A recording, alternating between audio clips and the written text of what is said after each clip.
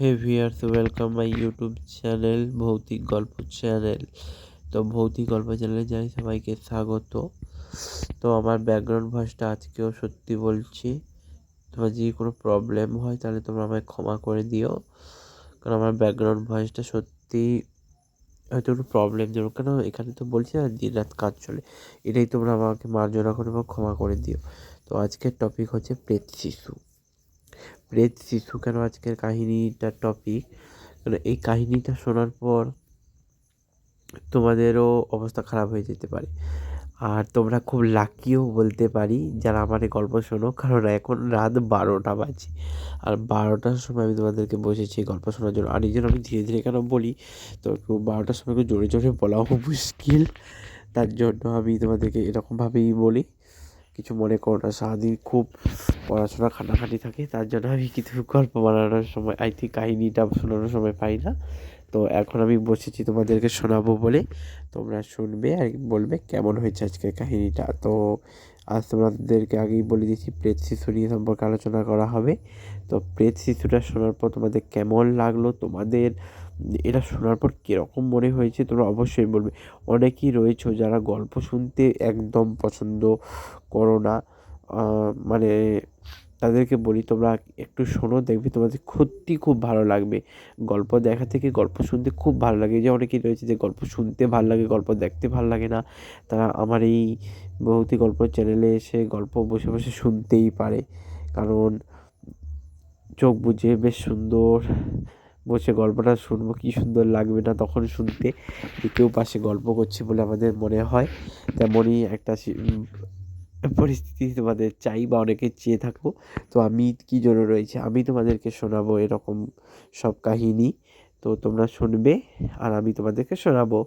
আর অবশ্যই যারা নতুন আমার চ্যানেলটিকে সাবস্ক্রাইব করে দেবে, আর যারা রয়েছে তাদেরকে তো নতুন করে কোনো কিছু বলার নেই, তা অবশ্যই আমার চ্যানেলটিকে একটা লাইক এবং একটা গঠনমূলক কমেন্ট অবশ্যই করে যাবে। তো লেটস গো, শুরু করছি।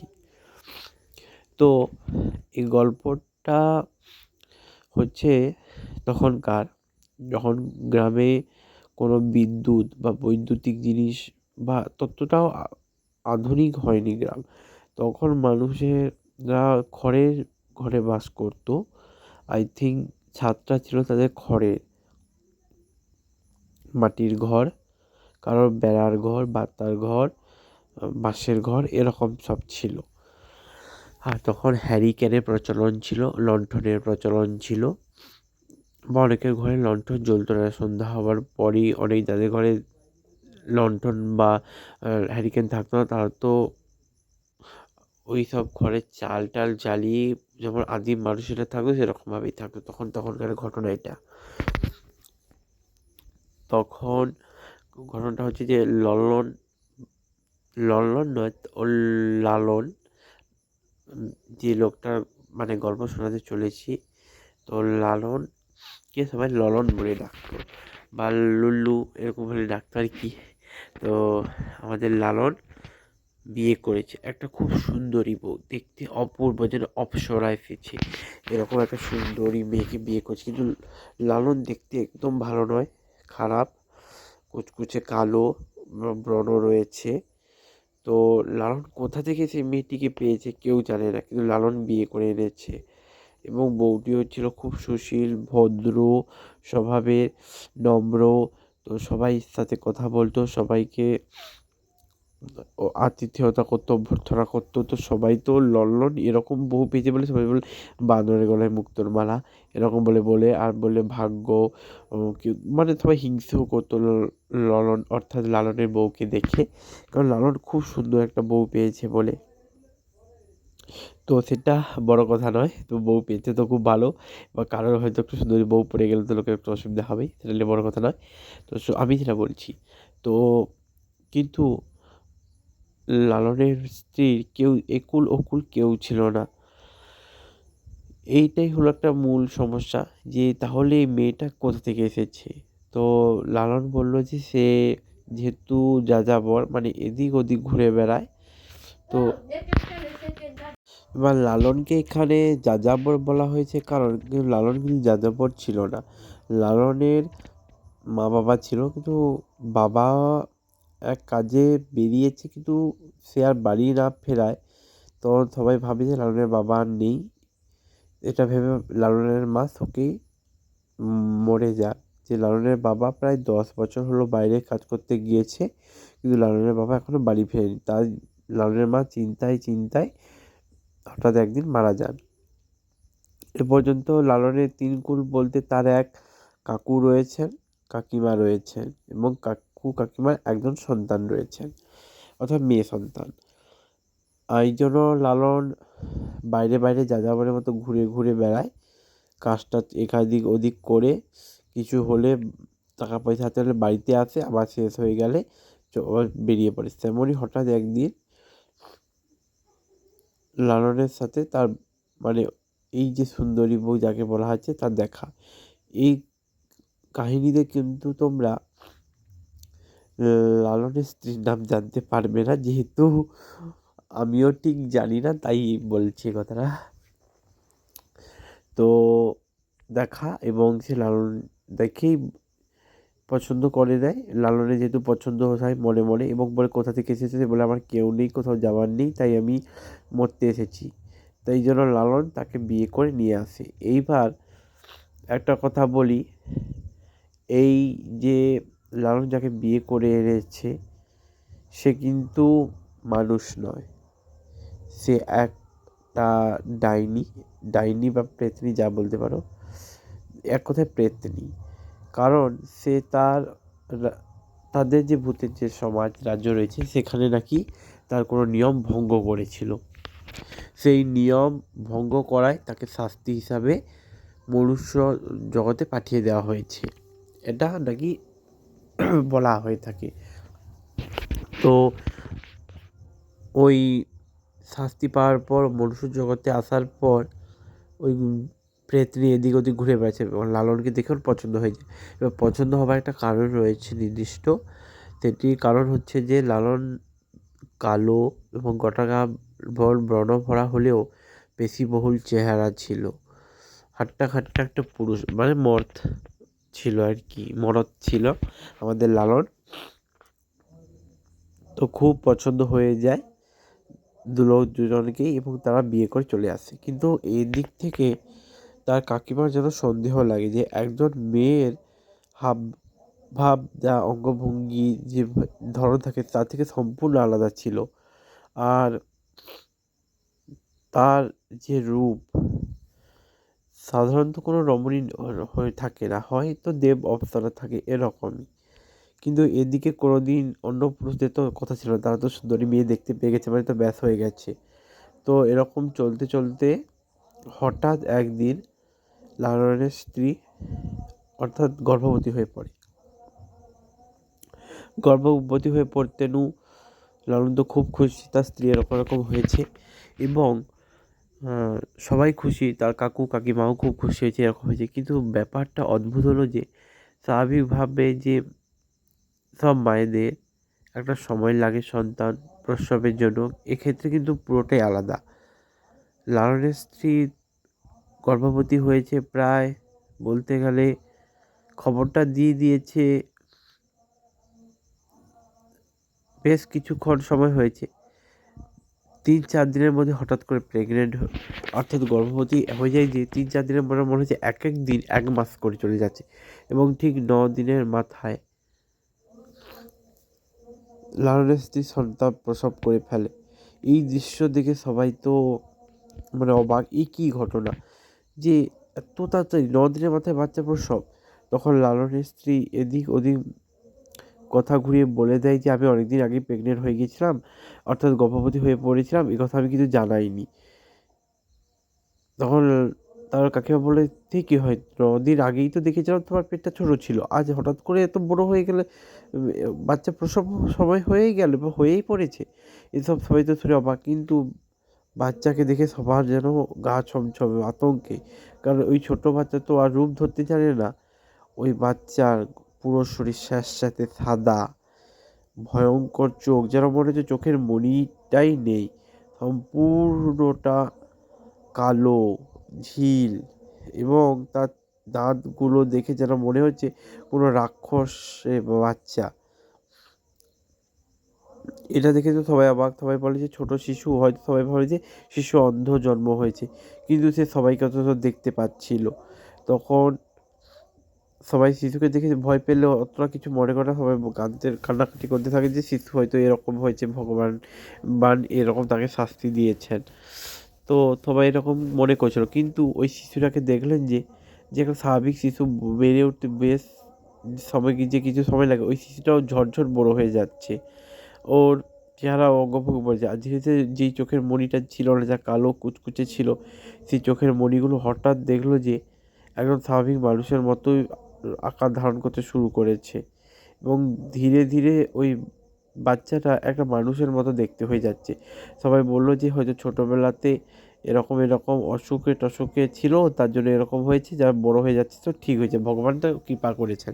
কিন্তু কিছু কিছু জন মনে করতে লাগলো যে কিছু তো কোথায় গন্ডগোল রয়েছে, যে এত সুন্দরী দেখতে মেয়ে, এত লালনকে বিয়ে, তারপর বাচ্চা এরকম দেখতে, অনেকজনের সন্দেহ লাগলেও কেউ কিছু তেমন কিছু সন্দেহ ধরতে পারে না, আর কোনো কিছুই করতেও পারছে না, সেহেতু তাদের কোনো প্রমাণ ছিল না।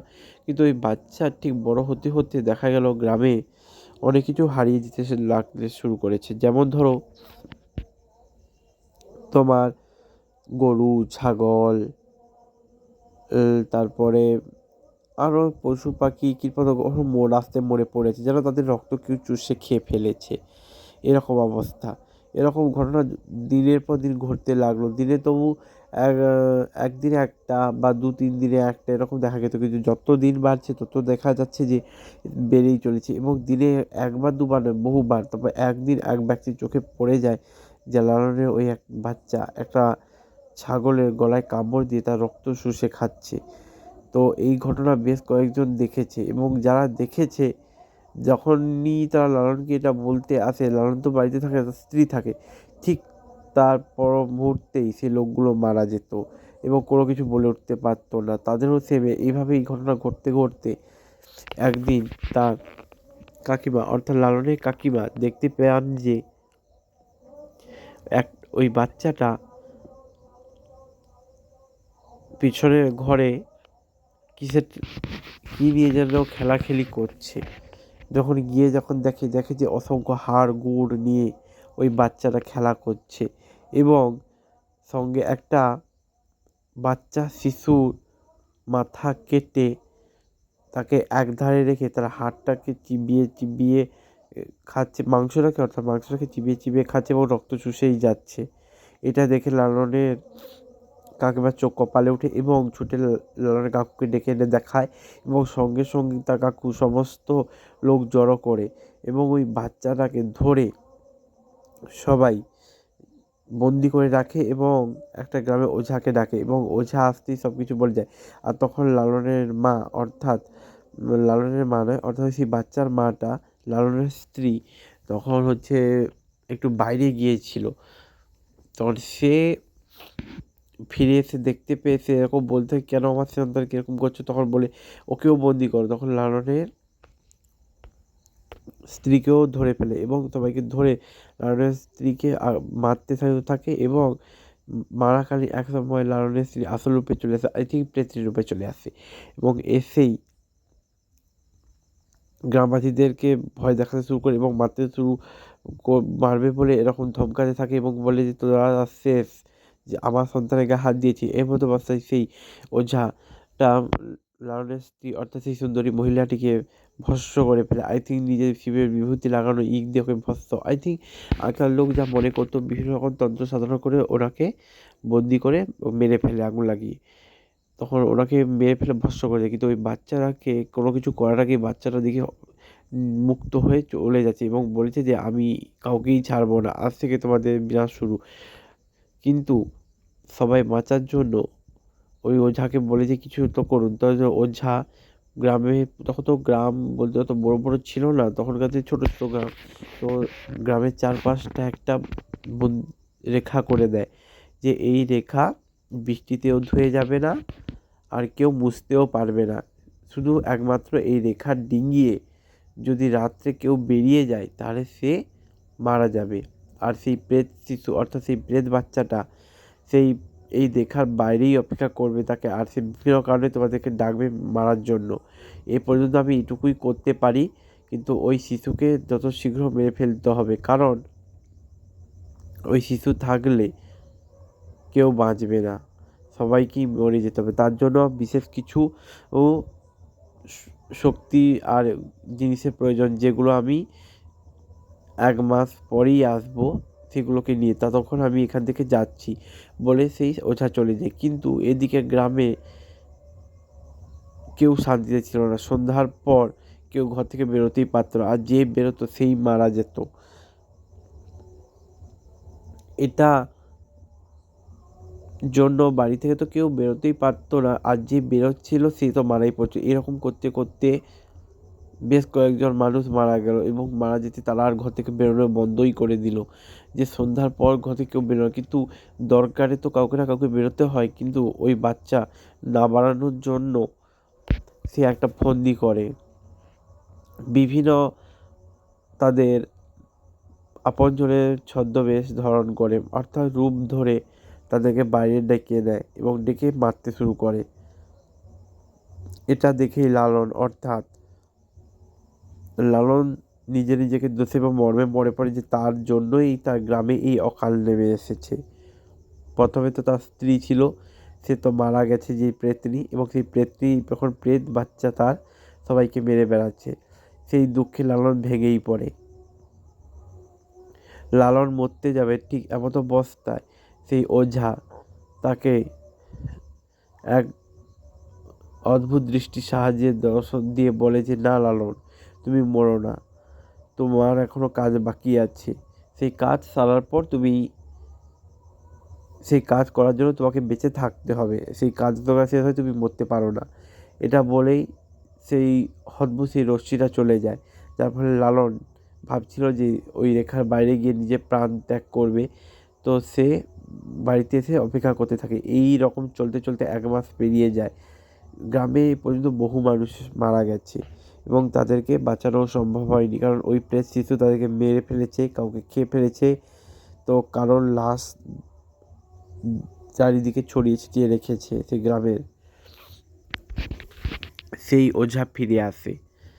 সবাই মনে করে যে সেই ওঝা ছিলেন ভগবান, এবং সেই ভগবান সেই ওঝা সেজে এসেছেন। সেই ওঝা এসে এক অদ্ভুত খঞ্জর অথবা এক তরবারি দেন এবং বলে যে আসছে পূর্ণিমার রাতে। আর ঠিক যখন অসুরী শক্তি তার শক্তি কমে যাবে এবং দৈব শক্তি বেড়ে যাবে, এই মাঘী পূর্ণিমার রাতে তুমি ওই বাচ্চাটিকে মেরে ফেলবে, যার ফলে যখন ওর শক্তি কম থাকবে। এবং হ্যাঁ, অবশ্যই মারার সময় তোমার চোখ থেকে যেন এক ফোঁটাও জল না বেরোয়। যদি তোমার চোখ থেকে জল বেরো আর তখন তুমি ভেঙে পড়বে, তুমি ওকে মারতে পারবে না, তার ওই বাচ্চার শক্তি আরও প্রবল হয়ে যাবে।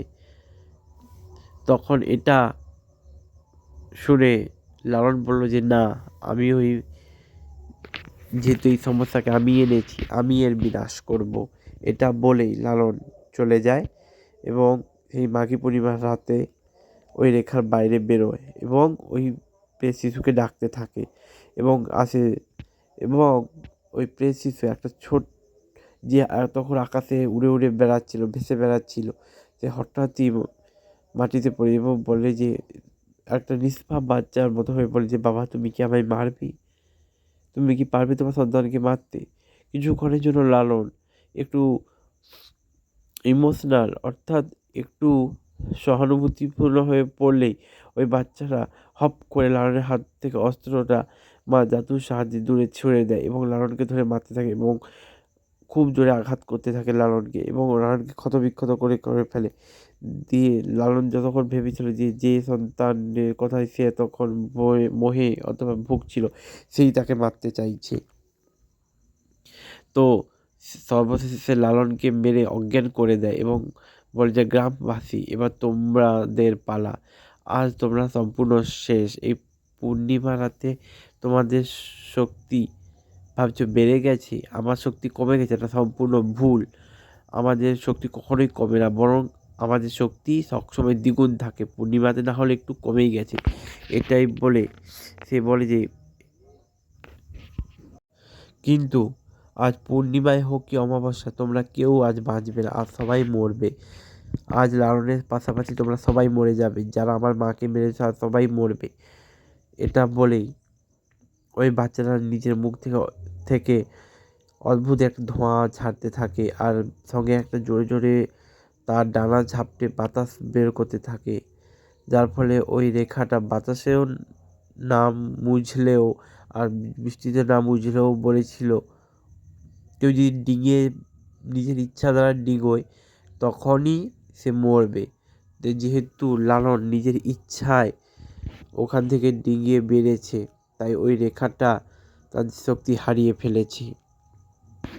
আই থিঙ্ক এতদিনে যতগুলোকে মেরেছে সবকে ওই বাচ্চারা তার জাদুর সাহায্যে বা বিভিন্ন মানুষের রূপ ছদ্মবেশ ধরে ভেতর থেকে ওই গণ্ডির ভিতর থেকে বাইরে বেরিয়ে আনতো, তাই জন্য কেউ ইচ্ছা দ্বারা বেরোতো না।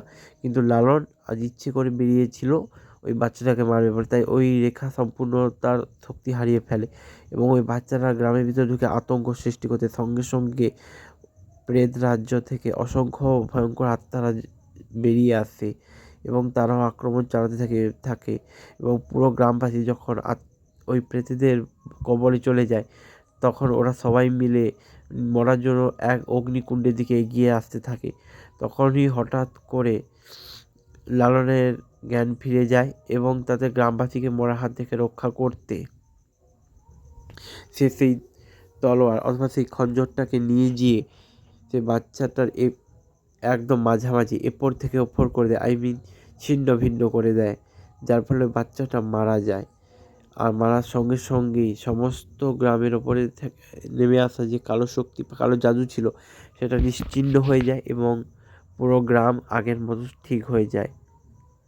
এইভাবে লালন তার সমস্ত মায়া মমতা ত্যাগ করে তার নিজের সন্তান, সে যেরকমই হোক পিতাই হয়, মেরে পুরো গ্রামকে রক্ষা করেন এবং অঝোর কান্নায় ঝরে পড়েন এবং তার জন্য যে গ্রামে এত বড় ক্ষতি হয়েছে সে তার জন্য ভেঙে পড়ে এবং সে নিজে মর্মে মোহিত হয়ে থাকে এবং সে নিজেকেই ওই খঞ্জর দ্বারাই নিজেকে হত্যা করে এবং এই কাহিনীটি এখানেই শেষ হচ্ছে। এবং এই কাহিনী থেকে একটি মূল বা নীতি কথা আমরা কি জানতে পারি জানেন তো? কারণ কিছু না জানে শুনে কিছু করা উচিত নয়। সে কোনো মেয়েকেই ঘরে তুলে আনো বা অন্য কিছু ব্যক্তিকে, কারণ সব কিছু না জেনে কাউকে আশ্রয় দেওয়াটা ঠিক নয়।